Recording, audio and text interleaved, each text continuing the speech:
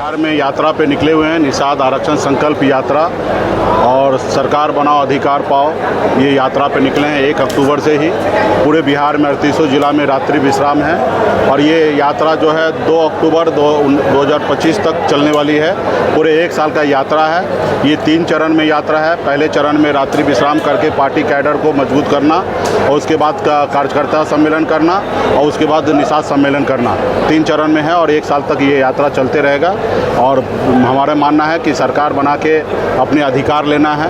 हमारी लड़ाई है निषाद समाज को आरक्षण जब दिल्ली में है, जब बंगाल में है, तो बिहार में क्यों नहीं, इसके लिए हम लोग लड़ाई लड़ रहे हैं। और आपने अभी पार्टी दल हमने बना लिया है, मजबूती से इंडिया गठबंधन के साथ है, तो निश्चित तौर पे हम लोग ऐसी लड़ाई लड़ेंगे कि अगला सरकार हम बनाएंगे। और जब सरकार बनेगा तो निश्चित तौर पर उस पर गरीब, पिछड़ा, दलित हर लोगों का आवाज़ होगा, क्योंकि हम लोग लालू प्रसाद आदरणीय लालू प्रसाद यादव जी के विचारधारा को लेके चलने वाले लोग हैं। हम लोग जिसको कहीं पे मौका नहीं मिलता उनको उठाकर कुर्सी पे बैठाने वाले लोग हैं।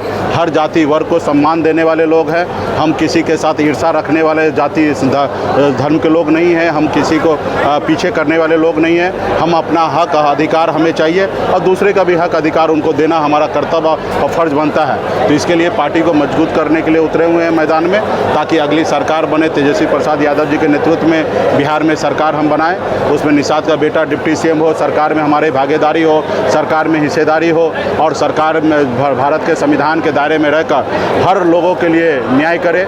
जो कभी हमारे स्वर्गीय आदरणीय रामविलास पासवान जी ने आवाज़ दिया था, हम उस घर में दिया जलाने के लिए चले हैं जहां सदियों से अंधेरा है। तो निश्चित तौर पे हम लोगों का कल्पना सोच वही है कि जहां पे अंधेरा है, जहां पे कमी है, जहां पे लाचारी है, मजबूरी है, वहां पे कैसे लोगों को सरकार का मदद पहुंचे। आज सरकार में है, जिनकी सरकार है उनकी अपनी है। आज देखिए नरेंद्र मोदी जी 10% आरक्षण EWS लागू किए, हमें विरोध नहीं है कि वो लागू किए। निश्चित तौर पे अगर उनको एहसास हुआ कि सामान्य वर्ग में हमारे भाई गरीब है, पिछड़ा है, उनको आगे लाने के लिए 10% आरक्षण देना चाहिए, तो निश्चित तौर पे उन्होंने पॉलिसी बनाए। लेकिन वो और भी देखने की आवश्यकता है। बहुत सारे जाति धर्म के लोग जो हैं वो बहुत पीछे रह गया है। आज निषाद समाज जैसे लोग पीछे रह गया। आज सरकार का पॉलिसी हमारे प्रति भी होना चाहिए कि निषाद का भी आरक्षण दे। लेकिन आज हम कई सालों से लड़ाई लड़ रहे हैं, लेकिन हमारा सुनने वाला कोई नहीं है। तो ये कब होगा? जब हमारी अपनी सरकार होगा, हमारे विचारधारा की सरकार होगा, हमारे सहयोग से सरकार होगा, तो निश्चित तौर पे भारत के संविधान में के दायरे में रहकर हम आरक्षण लागू करेंगे। तो आज इसके लिए हम लोग मजबूती से पार्टी को मजबूत करने के लिए आज बेगूसराय जिला आए हैं और जिला में पार्टी के नेतागण भव्य स्वागत किए। बड़े संख्या में पार्टी के नेतागण, कार्यकर्तागण यहाँ पे आए हैं और बूथ स्तर पे पार्टी कैसे मजबूत हो उस पर हम लोग काम करेंगे। विधानसभा में उपचुनाव होने क्या भूमिका आपकी रहेगी? हमारे इंडिया गठबंधन से वहाँ पे हमारे 4 कैंडिडेट हमने उतारा है और मजबूती से हमारे पार्टी के लोग वहाँ पे मजबूती से काम कर रहे हैं और हम लोग भी वहाँ पे प्रचार और प्रचार करेंगे और चारों का चारों सीट जीतेंगे और आगामी जो विधानसभा चुनाव होगा उसमें मैक्सिमम सीट जीतेंगे। प्रशांत किशोर भी इस चुनाव में अपना उम्मीदवार दिए हैं, 2 उम्मीदवार को बदला भी गया है, कितना फैक्टर होता है? देखिए, उम्मीदवार जी को बदले हैं और कहते हैं हम रणनीतिकार हैं। उनको ये भी नहीं पता है कि राज्य का वोटर जो है वो राज्य में चुनाव लड़ेंगे।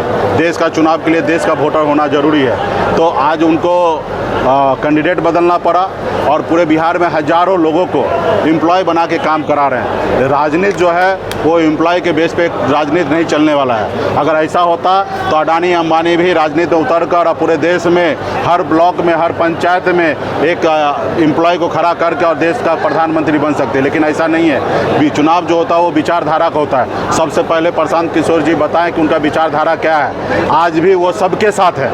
आज कांग्रेस के साथ भी हैं, कह रहे हैं, लेफ्ट के साथ भी हैं, वो भारतीय जनता पार्टी के साथ भी है। आज महाराष्ट्र में चुनाव है, वहाँ पे भी उनका देख रेख है। 2024 में चुनाव है, आपने देखा कि किस तरीके से पूरा मीडिया में जाकर बीजेपी के लिए फील्डिंग किए थे। तो वो आज बड़े बड़े कॉर्पोरेट घराना से चंदा लेकर और वो काम कर रहे हैं, ताकि आने वाला समय में सोचते हैं कि पावर में आके बड़े बड़े कॉर्पोरेट घराना को हम आगे पहुँचा देंगे। उन्होंने बिहार के और देश की राजनीति में बाजारीकरण कर दिए। आज ऐसे लोगों को देश में और या राज्य में कहीं पे राजनीति में आने की आवश्यकता नहीं है, क्योंकि ये देश की राजनीति जो है गरीब, पिछड़ा, दलित के लिए होना चाहिए। जिसके पास पैसा नहीं है उनके लिए भी राजनीति होना चाहिए, और राजनीति जो है गरीब लोगों के लिए भी होना चाहिए। वोट जैसे गरीब लोग देते हैं वैसे गरीब लोग भी विधायक, सांसद बने, तो ऐसी राजनीति होना चाहिए। आप गला फाड़ के कहते हैं हम 500 करोड़ 1000 करोड़ रुपया खर्चा करेंगे, तो 1000 करोड़ 500 करोड़ रुपया आप कहाँ से लाइएगा, और जिनसे लीजिएगा उनको क्या दीजिएगा? तो ये सारे चीज़ आपको बताना पड़ेगा, और राजनीति को बाजारीकरण नहीं कीजिए। जो राजनीति हमारा बाबा साहब भीमराव अम्बेडकर ने संविधान बनाया, लोकतंत्र बनाया, उस लोकतंत्र को जिंदा रहने दीजिए, बाजारीकरण नहीं बनाइए। धन्यवाद। वो समय आएगा, 243 पे हमारी पार्टी तैयारी कर रही है, और निश्चित तौर पे गठबंधन में है। हमारी कोशिश होगा ज़्यादा से ज़्यादा सीट पर हमारी पार्टी लड़े, लेकिन ये सारे चीज़ें जो है गठबंधन के फोरम पे ही बैठ के चर्चा होगा, और हम लोग मजबूती से ज़्यादा से ज़्यादा सीट लड़कर बिहार में अपनी सरकार बनाएंगे। बेगूसराय के सांसद ने स्वाभिमान, हिंदू स्वाभिमान यात्रा निकाला, और बीजेपी सांसद कह रहे हैं कि अररिया में रहना तो हिंदू बनना होगा, और तेजस्वी यादव ने भी कहा कि अगर ऐसा देखिए, होगा तो भारतीय जनता पार्टी का काम ही ऐसा है, भारत जलाओ पार्टी।